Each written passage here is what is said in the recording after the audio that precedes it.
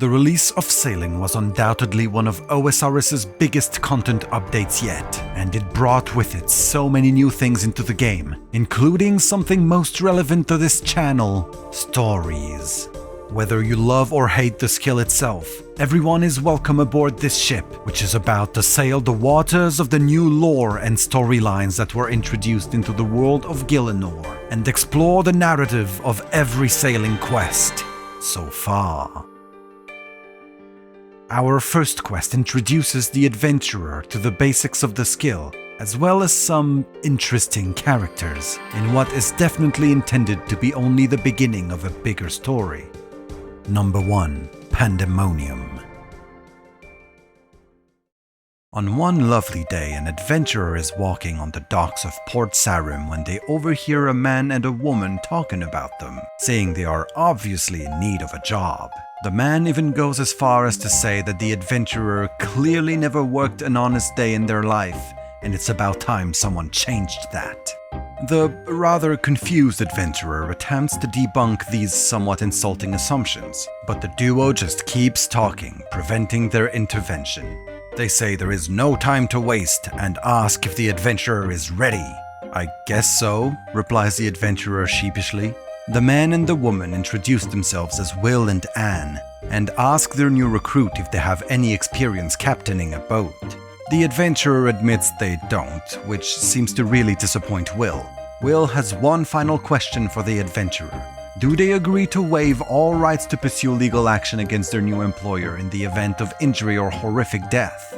The adventurer wants to know if that's likely, and Anne reassures them that it is not at all. The adventurer wants to express their uncertainty about all of this, but Will cuts them off. He says the interview results are in, and the adventurer is the lucky winner. They point out they were never explained what the job was in the first place, but according to Will, they've already accepted anyway, so they should discuss the details on his and Anne's boat. The adventurer takes the sensible decision to walk away from this obviously shady job offer, never to see the duo again. Not really. Despite being thoroughly confused by the situation, they tell the duo they're ready and hop on their skiff. Once aboard, they are surprised to find that they are the new helm, and therefore responsible for navigation, despite having already admitted having no sailing experience, while Will and Anne are merely in charge. This boat is their brand new vessel, and they are very excited to take it to a shipwreck to salvage its sunken valuables. They know its location thanks to a map they bought at the Pandemonium, a place the adventurer is unfamiliar with. Anne simply describes it as a good place for a drink. The wreck is located just south of their current position, so the players set sails, learning the basics of sailing as they go. They manage to find the wreck and are told to operate the boat's salvaging hook. The adventurer is somewhat annoyed that they seem to be doing everything, but Will parries this complaint by telling them this isn't about the rewards, it's all about the experience. Truly wise words. The adventurer reluctantly operates the hook and manages to find a golden cup and a medallion. Weirdly enough, Will seems to instantly recognize the medallion, telling Anne that they've found it. The adventurer asks if they were looking for it, which Anne confirms. Then, she ominously adds that they no longer require their services, adding that, if it's any consolation, you did a great job, before pushing the confused adventurer overboard and leaving the scene. When the adventurer's consciousness returns sometime later, they are on the beach of an unfamiliar island. The quest was written by British people, so of course they walk into the nearest building, and it just so happens to be a pub, where they meet the barman and owner, Squawking Steve Beanie. He instantly clocks the adventurer as a sailor from the fact that they're completely drenched. Our dear adventurer responds that they must either be having a fever dream or be dead already. After a long sentence that sounds like complete gibberish, Steve welcomes them to the Pandemonium, the finest establishment in all the seas, allegedly. He tells the adventurer to chill with a nice drink, but our hero has other ideas in mind, and instead asks the barman if he knows salvagers called Will and Anne. Turns out the answer is yes, and Steve calls them pinching, looting, plundering sea dogs. The adventurer tells him they bought a map from here, which outrages Steve Beanie. He says they broke the one rule of the Pandemonium by stealing the map. The adventurer summarizes their adventure with the duo. Steve empathizes with their misfortunes, but says he doesn't know much himself. Instead, he directs them to Ribs, the original owner of the stolen map. The adventurer heads over to meet Ribs and ask him about Will, Anne, and the map. The man goes on a rant about this being a very dark day, and that those young fools know not what they have wrought upon themselves. When pressed for details on these rather vague claims, Ribs says there is a curse most foul in the shipwreck indicated by the map. It is, in fact, the remains of the Crimson Kraken, once captained by the famous Barnacle Barnaby himself. The adventurer has never heard of this famed captain, which Ribs finds astonishing. He describes him as a cruel and vicious pirate who caused the Driftwood Massacre and the Plague of Black Mists, whatever those are. But one day, even though everyone warned him not to, he attempted to plunder the Skull Hoard, but the only thing he got out of it was a curse that later sank his ship, the Crimson Kraken, and killed everyone on board, save from one lucky sailor. The sole survivor, Ulrich the Unfortunate, sold the map to Ribs, although he claims he never intended to use it. Why not just burn the map, asks the adventurer. But it's not that simple, Ribs replies. It would have freed Barnaby's ghost and unleashed his wrath, or something. He couldn't risk it, for real. Instead, his intention was to lock it away forever. The adventurer reveals that Will and Anne looted the wreckage, and Ribs only wants to know one thing. Did they find Barnaby's medallion? It was the only thing they were interested in, replies the adventurer. Ribs despairs that the foul curse is now free once more. The adventurer makes him an offer. They already have some scores to settle with them. If they find the duo, they can relay Ribs' message about the curse as well. The sailor says it's a brave thing to do, and directs the adventurer to Steve, as he's already put a bounty on the two crooks after they stole the map. Maybe he has an idea where to find them. The adventurer tells squawking Steve Beanie about the supposed curse unleashed by Will and Anne. Steve says that Barnacle Barnaby's curse is one of Ribs' favorite tales, but it's just a myth. The adventurer admits that they don't give a single chinchompa about the alleged curse, but they are interested in the bounty. Steve says that the rules of the mainland don't apply to the Pandemonium, which only has one rule: never disrespect your fellow patron. Everyone is welcome there without exception, and disrespect, even among mortal enemies, is permitted under no circumstances. Will and Anne broke that one rule, hence the bounty on their heads. Unfortunately, he doesn't know where they are, though, but a certain old grog said he wanted to seek them out, so maybe the man can help the adventurer on their quest. He left not long ago, but he likes drinking too much to not be back soon. In the meantime, the adventurer should ready their boat. They admit that they don't have one, prompting Steve to ask how on Gillinor they even got here without one. Will and Anne threw them overboard, the adventurer repeats, pointing out they told him that story not 5 minutes ago. Steve tells them to go see Junior Jim, the local shipwright, who can probably get them a boat. They're not gonna go far without one, he says. I guess it didn't cross his mind that hitching a ride is possible. Nevertheless, the adventurer heads over to Jim, telling him Steve sent him to get a boat. Junior Jim laughs at the adventurer and calls them a Billy No Boats, which is straight up bullying, so one would think it breaks the Pandemonium's one rule, but whatever.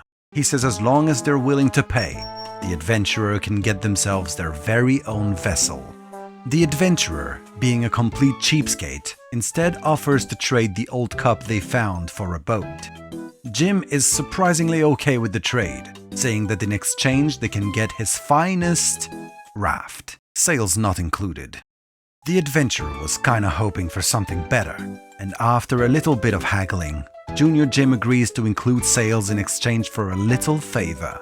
He needs some cargo currently sitting in Port Sarim. If the adventurer can fetch it for him, he'll agree to put some sails on the raft, and will even cough up the materials for a cargo hold, because that cargo won't get very far without it. What a generous soul.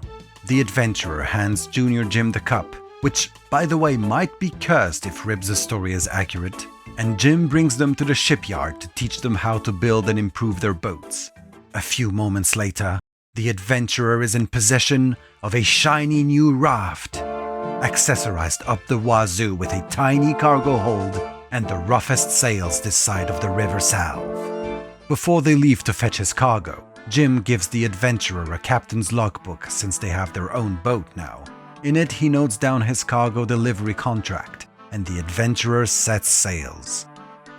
They bring back the cargo without incident, and Junior Jim tells them to return once they're a more experienced sailor, as by then he should have better boats for sale. The adventurer goes back to Steve Beanie, who happens to be in a conversation with Old Grog.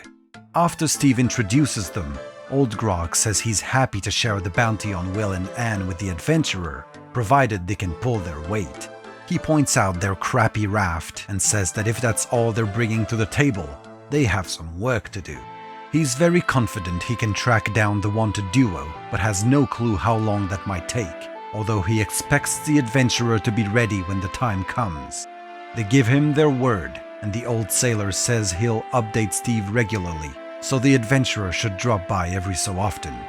Squawking Steve Beanie tells the adventurer to make sure they're ready for Old Grog, as if they weren't told that 3 seconds ago, and for some reason gives them 25 sawmill coupons. And just like that, even though the adventurer really hasn't accomplished anything, the quest is complete. This next one is meant to teach the adventurer about the many sealed crates of grog scattered around the seas. Its entire story has its tongue firmly planted in cheek, and if you don't know the ending already, get ready for a hell of a twist. Number 2. Prying Times. Sometime after the events of Pandemonium, the adventurer returns to Steve Beanie and inquires about Old Grog. There's been no update yet, he replies, but he does have a job for the adventurer in the meantime, should they be interested. There's apparently some pirate looty in a far-off land, and Steve can help the adventurer find it. He describes it as a crate full of high-value goods just sitting at the port of Sarim. The adventurer points out this is not a far-off land, but apparently Steve disagrees, doubling down and calling it the far-off land of Sarim. Whatever the case, the adventurer is dubious that this supposed looty could have gone unnoticed in a place as busy as the Port Sarim docks, but Steve assures them that it's disguised as a plain, boring cargo crate that wouldn't attract anyone's attention. The adventurer is still unconvinced and asks if he's just trying to make them do a normal cargo delivery run, reminding him there's a notice board on the docks for this very purpose. But Mr. Beanie is insulted that the adventurer is calling it a normal crate when it is allegedly full of precious plundered pirate looty. But it doesn't matter, he says. The adventurer has already agreed, and pirates never go back on their word.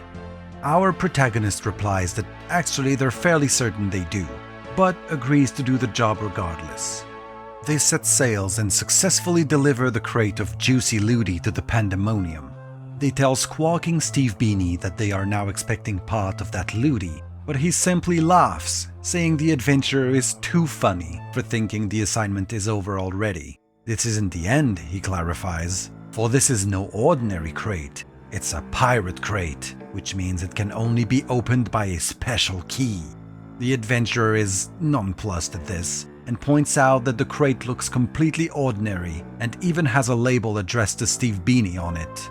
The barman is outraged that they would ever suggest the crate is anything less than pirate looty, going as far as to say that any indication otherwise can only be a fabrication of his rival pirate captains.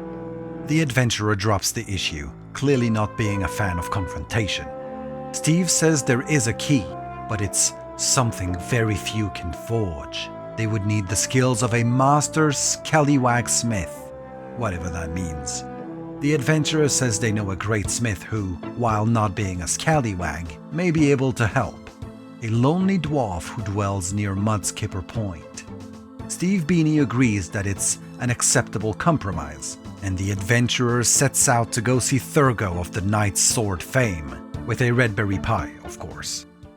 They make their way to his house and ask for help making a special key.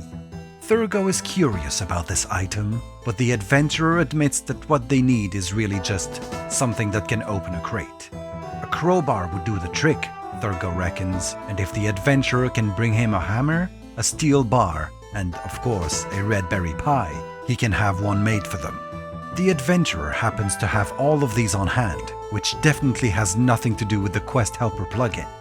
Thurgo begins the difficult process of chewing his way through this delightful red berry pie, all the while guiding the adventurer through the comparatively menial task of forging the crowbar. A few moments later, the adventurer, crowbar in hand, returns to Steve, who exclaims that this special key is perfect. The adventurer raises the crowbar over the crate with great enthusiasm, only for the barman to tell them to wait. They dejectedly lower the super-duper special key, asking what's wrong. An artifact of this power needs a test before we try it on our precious Ludi, explains their squawking friend. The adventurer begrudgingly agrees to test it first on a floating crate of grog Steve spotted just northwest of the Pandemonium. He suggests the adventurer should use their new key to open it and sample the contents. The adventurer expresses some quite reasonable concerns as to the drinkability of the grog, but Steve silences their objections, explaining that he's a true pirate and is therefore able to tell without fail whether grog is good to drink. Besides, no sailor has truly experienced the sea until they have drunk everything it has to offer, according to him at least. The adventurer says it doesn't seem very healthy, but ultimately complies, sailing to the sealed crate and using the crowbar to extract a sample of its grog. They drink the bottle of fish bladder stout, something I feel they shouldn't have agreed to consume so easily. But as they're drinking, a strange creature appears on their boat. It's a drink troll, whatever on Gielinor that is. The drink troll attacks, but the adventurer defeats it with ease, or jumps off the boat and swims away in abject terror. Your experience may vary. They return to Steve, who asks them if they've tried the grog yet. The adventurer inquires whether he knew that a troll was going to appear and attack them, adding that they had the fight of their life. Level 14 trolls with 25 HPs are no joke, man. Steve merely says he forgot to warn the adventurer it could happen. After this definitely life-threatening ordeal, the adventurer's patience has run out. They tell the barman that they are done waiting and are going to help themselves to some pirate looty right now. Steve finally agrees it's time to get the crate opened. The eager adventurer, crowbar in hand, pulls on the legendary pirate crate of goodies with all their might, unsealing it at last and revealing many, many more crowbars. A most delighted squawking Steve Beanie tells our favorite crate opening hero to take as many as they want, and their great adventure ends with a truly life-changing reward. The quest is complete. The next quest is a short exercise in bureaucracy, which introduces us to the leadership of the small town of Catherby. So you can also consider this a small addition to my video about the rulers of Gielinor, I guess. Number 3. Current Affairs. During the course of their totally ordinary adventuring life, the adventurer spots a merchant on the Catherby docks with a duck by his side. They ask the man what's up with the duck, and he replies that it's part of a little test he has in mind, explaining that he was told ducks could be used to track sea currents. The merchant, whose name is Arhain, wants to chart the currents around the Catherby port to figure out ways to improve its docking process. However, there is one little caveat. A local council bylaw forbids non-humans from working in Catherby. Arhain tried to use his duck anyway, but was quickly spotted and threatened with a fine. The adventurer offers their help, and while the merchant is doubtful there's anything to be done about it, he says they're welcome to go talk to Councillor Catherine in the council office, although he warns that it will probably be an uphill struggle. Not being one to back down from an administrative challenge, the adventurer heads to the council building. Once there, they meet Councillor Catherine and inquire about the non-human work bylaw, saying it feels a bit wrong. Catherine reassures them that if they are referring to the rumors of humans against monsters' sympathies among the Catherby Council, they can rest easy knowing that a full partial investigation found these claims to be completely baseless.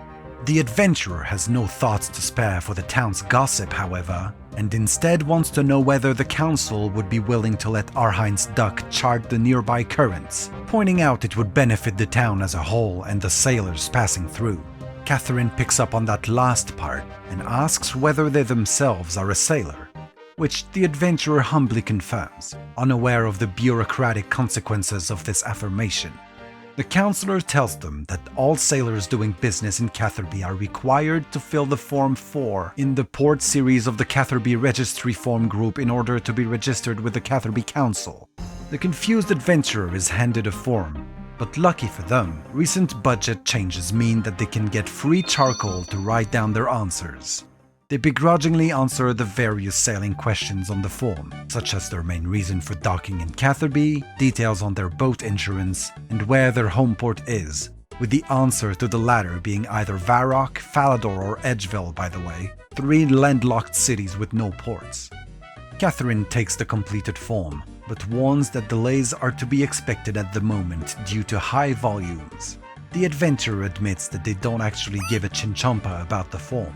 They just want the bylaws changed so that Arhine's duck can chart the currents. The councillor explains that bylaws can only be changed with the mayor's approval, and that unfortunately the Catherby Data Protection Regulation prevents her from revealing his location. The adventurer returns to Arhine and tells him they'll need to find the mayor if they want the bylaw amended, which surprises the merchant, as he says he doesn't recall that ever stopping Catherine before. But so be it. He is willing to do this song and dance once more if necessary, he says. However, he adds that the mayor died mere days ago, but the adventurer shouldn't feel sorry, as it happens all the time. They're just going to need a new mayor while making sure the councillor doesn't notice, he explains. Easy. At this point, our favorite sailor is understandably confused by this whole conversation and asks 2 very reasonable questions. Where on Gillinor will we get another mayor? And how in the name of Gothix's trousers will Catherine not notice? The explanation is very simple. The mayor of Catherby is a fish, or more accurately, 26 different fish, 25 of which were doing a fantastic job of pretending to be the first, according to Arhine. Which makes the adventurer lose faith in this whole democracy thing. But it turns out it was a pragmatic decision. Nobody in the town wanted to be mayor, except for Councillor Catherine, which nobody wanted to have as mayor. As a compromise, the people of Catherby elected a fish instead, which Arhine says seemed like a good idea at the time. Catherine's response, however, was to create the bylaw against non-humans' labor shortly after. But unfortunately there was already a bylaw in place stating that mayors serve until death, hence why they can't let Catherine know the mayoral fish is dead. At the merchant's recommendation, the adventurer goes to Catherby's fishing shop owner Harry and asks about replacing the mayor. They are told the mayor's death is easy to fix.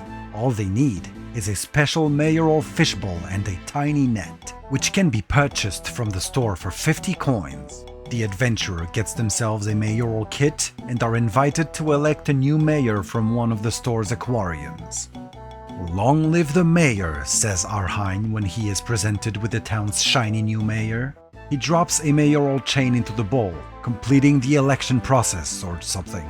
Catherine should now have to relent and allow the bylaw to be altered. The adventurer goes to her office with the mayor, but Catherine tells them there are things to sort out before the rule can be changed.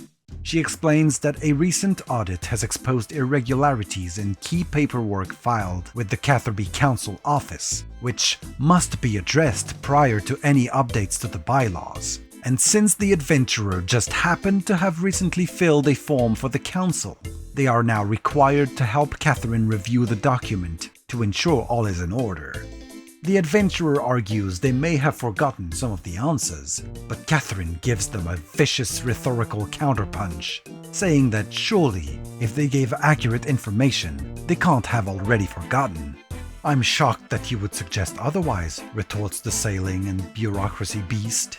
The two go over the answers previously given on the form, all of which the adventurer correctly confirms. Reluctantly, Catherine agrees to move on to the topic of the bylaw changes. Since the mayor lacks working hands, she says the substitute for a signature is to dip the form into the mayoral bowl until the mayor gives it a nibble. The adventurer does so, dipping form 7R4-5H, or trash, in the venerable language of Leetspeak. They hand it over to the councillor, who confirms the bylaw has been officially amended. Arhine is most pleased to hear the news, but says he could still use some assistance. His boat is currently damaged, so could the adventurer take the duck and test the currents for him, pretty please? All they'd have to do is release the duck around a nearby sea current and chart its path until it stops. As a starting point, he suggests an area just east of the docks, next to the water obelisk island. The adventurer, as ever being a dedicated yes man, agrees, sailing to the designated spot and letting the duck do its work, now that it has the full backing of the law for doing so. Catherby's new political hero follows it and notes down the current's data in their logbook until it stops southwest of Intrana. Arhine is again very thankful for the data and apologizes for, quote, all the nonsense you had to deal with. He also tells them they should keep the duck, nothing to do with the fact that he has no more use for it. The animal just seems to like the adventurer, no really. And while they're at it, they can keep the mayor as well, since there is such a large supply of replacements on hand anyway.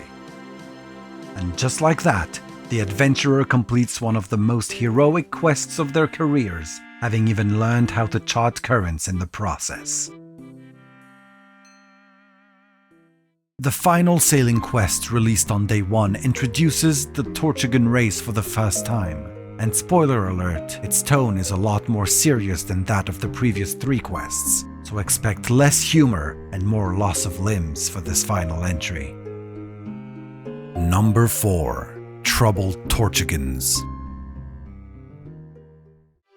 It all begins with an adventurer who's just sailing the seas, when suddenly they decide now is the right moment to click the subscribe button. After all, they want to show their support and the button is like right there. Oh sorry, I think I got the wrong quest. Our adventurer is sailing the waters of the Turtle Belt when they spot in the distance what looks like an oversized turtle on a tiny island. As they get closer, it becomes evident that the creature has suffered severe injuries and is missing most of its right arm. Concerned, the adventurer docks near the shore and disembarks. They ask the turtle if it's alright, saying it's got a nasty looking injury, but the creature merely asks them to leave them alone. The adventurer categorically refuses. You're badly hurt and need help, they argue. It clearly won't be able to fix itself and can either let them help or die on this forlorn island. The creature relents, saying it was trying to make bandages out of seaweed and palm leaves. The adventurer takes over the bandage-making duty, shaking some palm trees for leaves and gathering seaweed that washed up on the shore. They do what they can to patch up their new acquaintance, who seems very surprised that they lend their help. They both introduce themselves. It turns out this creature is a Tortugan named Flupa, who thanks her rescuer and apologizes for not trusting them. The adventurer points out the bandages can only do so much, and they need to get Flupa some proper help. She declines, however, saying she can take it from there. The adventurer inquires about her medical background, and she sheepishly replies that she's read a book once. Her helper is unimpressed. They're only here to help, and neither the bandages nor the book she read will be of much use for long. They need to get her off this island and find someone who can tend to the wounds. Flupa admits that the issue is that going home would mean that she has failed everything, and that the adventurer doesn't understand. It takes a little bit more arguing, but eventually she is finally convinced to join them on their boat and sail home, albeit reluctantly. She says her home is the Great Conch, an island to the southeast. The adventurer takes them to the island and docks at its small port. When they walk on the docks, Flupa is apologizing to a Tortugan elder for coming back. "It would have been foolish to try and deal with this yourself," replies the elder. He tells Flupa to go see Elder Raleigh, and so she leaves the docks. The adventurer goes to the old Tortugan, whose name is Elder Corel. They relate how they brought Flupa back despite her seemingly not wanting to go home, which Corel finds unsurprising, but he is glad she came, as her injuries would surely have been fatal had she remained by herself. He asks what happened to her, but the adventurer has no idea, since she was so reluctant to reveal anything. Corel is thankful for the humans' intervention, but says they should leave now. They ask to remain instead, wanting to make sure Flupa's recovery progresses well. The elder tells them not to take this the wrong way, but that Tortugans aren't the biggest fans of company and don't generally allow access to the Great Conch to humans. The adventurer emphasizes the word generally, and Corel concedes that there are exceptions. He agrees to give them the status of tourist, allowing them to stay for a short time while Flupa recovers. However, he adds that the only way to be permanently welcomed on the Great Conch is to undergo the Tortugans' trial by water, after which one may become an honorary Tortugan. They can worry about such things later though, for the great deity called Jagex has yet to make it a quest. In the meantime, the adventurer can check up on Flupa at Elder Raleigh's home, which is the first one on the right heading into town. The newly officialized tourist heads to the rather lovely summer shore and visits Elder Raleigh's house, where they run into the elder asking Flupa if the potion is acting yet. Flupa answers that she feels a lot less like death, which the elder calls a positive first step. The Tortugans notice the adventurer's presence, and Flupa tells Elder Raleigh this is the human they mentioned, although she asks what they are doing there. They explain they've been allowed to stay temporarily until she recovers, and while Flupa is thankful, she says it's not necessary. Raleigh calls out her bad manners, suggesting she be more welcoming to the human. He introduces himself as one of the elders of the Great Conch and apologizes for being a little bit all over the place, explaining that the town was just attacked by a griffin and is still trying to recover, although thankfully nobody got seriously hurt. On the other hand, some elders will need help fixing some of the damage, which the adventurer graciously offers to assist with, so that the elder can focus on Flupa. She says the adventurer has already done more than enough, and while Elder Raleigh agrees, he is open to any extra help should the adventurer really want to give it. Most elders can handle their own repairs, he says, but he's compiled a list of senior ones who will need assistance. Fixing the various damage will require a mix of Jabota logs, seashells, and the Tortugan's own scutes, which thankfully they shed quite easily and should be found scattered around the island.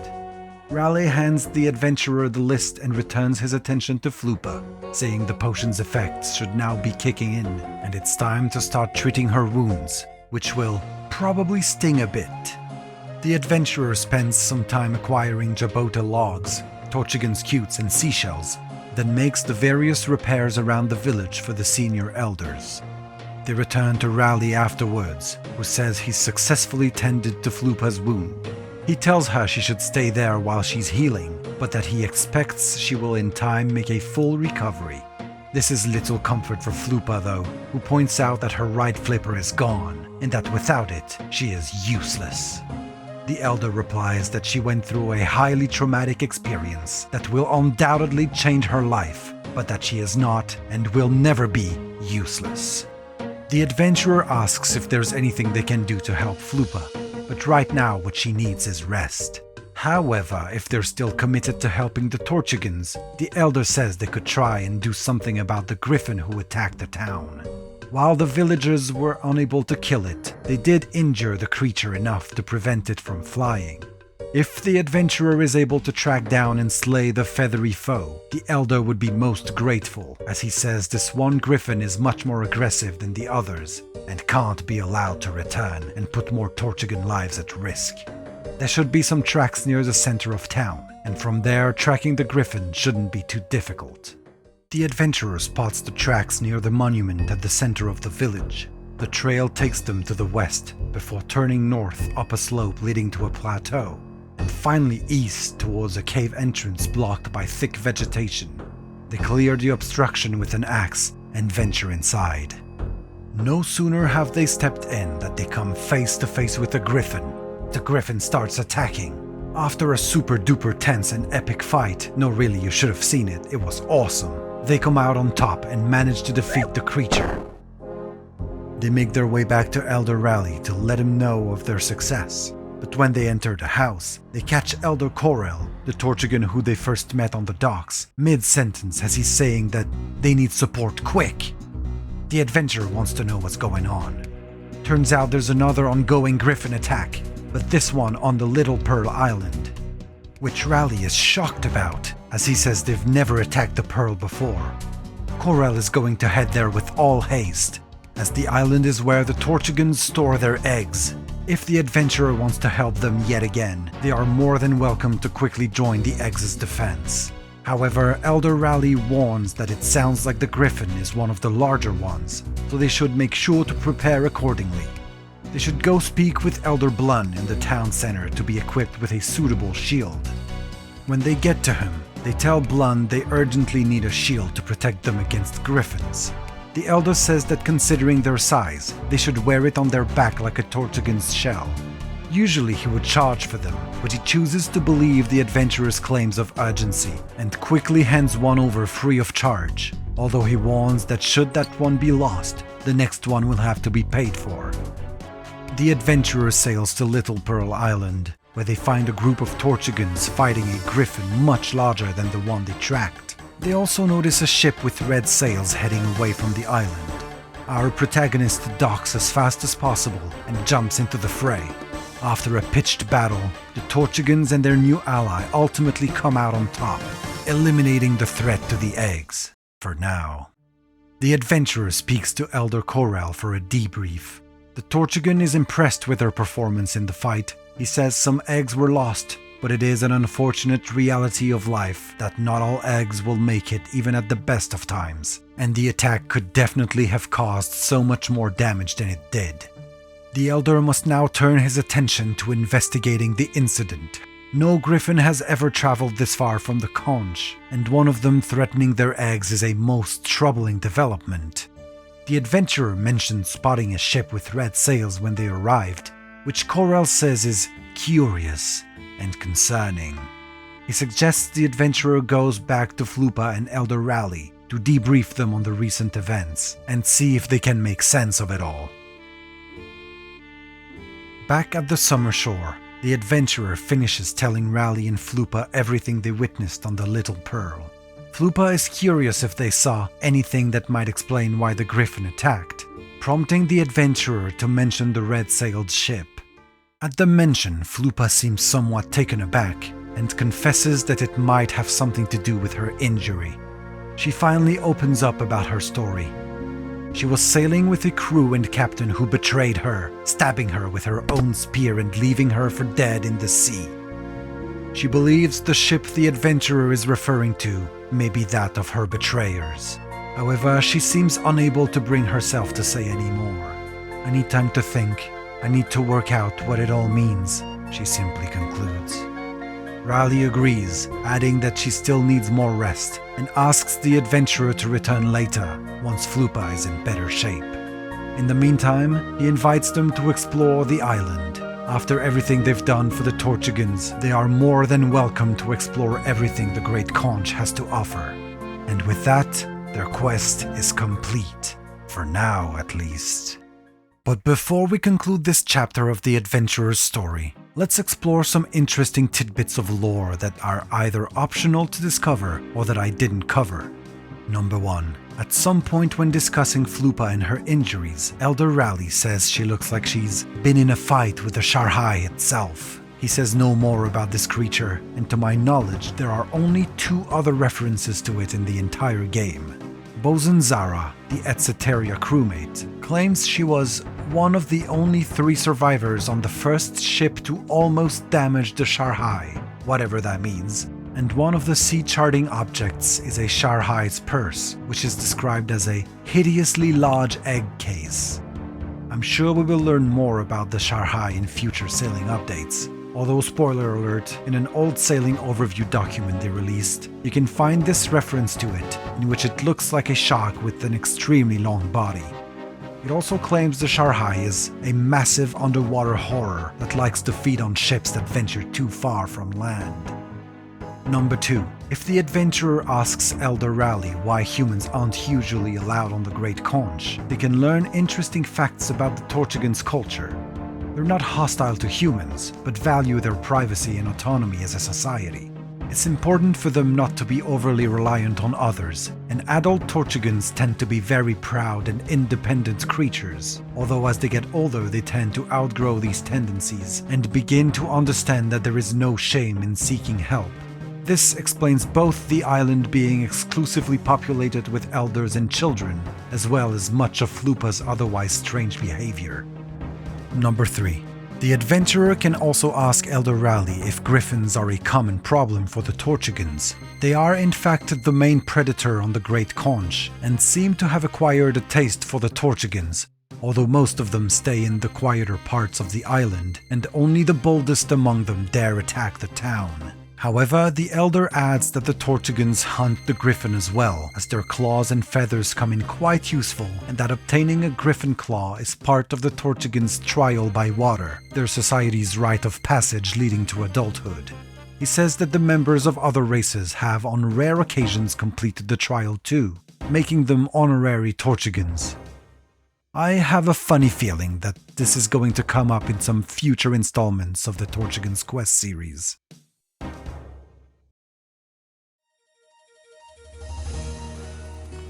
As always, thank you so much for watching this long overdue video. Between the holidays, internet issues, and moving about 8 hours away in the Canadian winter, finding the time to work on it has been a challenge in the last month, but I'm making it a goal of mine to upload more consistently in 2026. There's just so much lore out there and only so many hours in the day. Incidentally, with the new place, I now have a much nicer little space, and I'd love to start streaming soon with this new setup. So you can find my Twitch channel in the description if that's something you'd be into. And the next step for this channel is going to be covering Quest series. I know a lot of you have been looking forward to it. I've been replaying a whole bunch of quests, and so far I've taken a humble little 62,000 words of notes on their lore and story. So I really hope you're excited for it. But if you're interested in more lore right now, check out my other videos, and also a quick shout out to some of the absolutely crazy lore that Jagex is teasing with the release of Sailing. If you're not caught up to it, there's an excellent video by anyway, this guy, diving into it. I highly recommend it. And that's about it. Take care, and I'll see you next time.